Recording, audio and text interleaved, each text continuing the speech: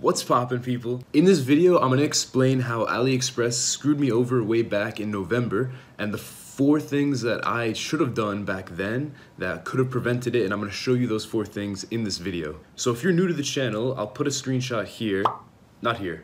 Here. So that was my first Shopify video, and I did $848 in hoodie sales on that day. Those hoodies came from AliExpress. Only on that one day, I actually used hoodies from AliExpress. Every other thing I've ever sold in my stores was from print on demand. If you don't know what print on demand is, pretty much it's just like you upload a design onto a t-shirt or a hoodie or something like that, and then a company in like California or whichever one you pick, they print the design on the hoodie for you and then they ship it out. So I only did AliExpress for one day, and that was November 19th, I believe. It is now January 3rd, 2018, and I'm still refunding people from that one day because of the 4 mistakes that I'm gonna show you in this video. It's gonna save you so much headache. And like, okay, mistake number 1, you wanna open up a separate PayPal account just for your Shopify store. I hope a lot of you have already done this, but if you haven't, do it right away. When you start actually getting sales in from your Shopify store, PayPal sees that as unusual activity. So it's extremely likely that they're gonna hold all the money that comes into your account for 7 days. So let's say you receive a payment for something on Monday, you're not actually gonna get that money into your PayPal until next Monday. And they keep that 7-day hold on your account for about a month,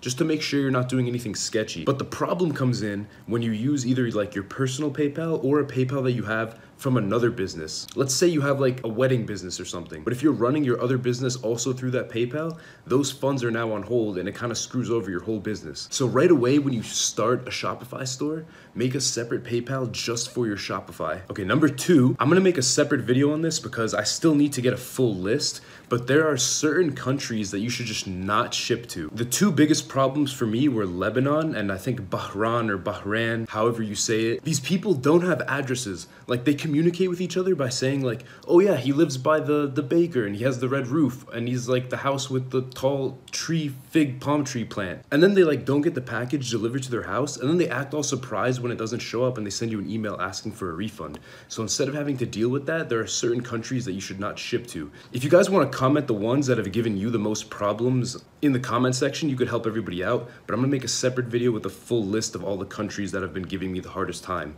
So far, it's just been Lebanon and Bahrain, however the heck you say it. Number 3, and I don't recommend you do this if you're young, and I don't recommend you do this if you're like an extreme beginner at Shopify, but definitely get some sort of like business credit card that's only gonna be used for like your Shopify business. The only reason for having this card is honestly just like peace of mind. So let's say PayPal puts like a hold on your account for some reason, or maybe Shopify has like some sort of hold, or just something goes wrong. By having like that like $1,000 to $4,000 line of credit on a business credit card, it just gives you peace of mind knowing that if something goes wrong, you have access to that money to use in an emergency. So that one's like kind of a bonus tip. It's totally optional, but it's really good to do for like peace of mind when running your business, knowing that you have like a line of credit that you can use in case of like emergencies or something. Okay, number 4, I think this is number 4. Do insane research on your supplier. A lot of people think they just find a product and then boom, they're good to go and they load it into their store.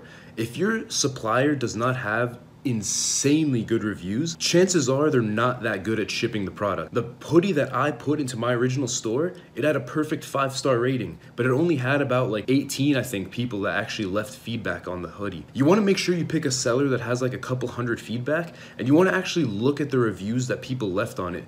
Do you see people saying things like fast shipping time, really good quality, and stuff like that? Having a 5-star rating is not enough. The biggest mistake I made was that I just thought a 5-star seller with like 18 or 19 reviews was good enough. It definitely wasn't a bad seller. He did a pretty good job of distributing the actual products, but because a lot of them were international orders in like these weird countries, I think that's part of the reason for the really high return rate. Finally, the last thing, and this is like one of the most common things you hear in other people's videos, but make sure you make your shipping times like really obvious in your shipping description and in like the description of the product if you even want to be a little bit extra. That way nobody is caught off guard and that they are fully aware that it's going to take like up to 28 days, up to a month for the actual product to get to their door. That way you don't get an email after like 12 days saying, where's my product? That is it for the video. Those are the 4 biggest mistakes that I made when I first started my Shopify store, and it's going to save you so much headache if you actually, wait, I think it was 5, but those are the mistakes that I made with my first Shopify store that made AliExpress like an absolute nightmare. So you can can do AliExpress, it does work. You don't have to be like me and do print on demand. It's totally up to you and it's totally how you want to run your store. We now have a totally free to join group chat and private community forum.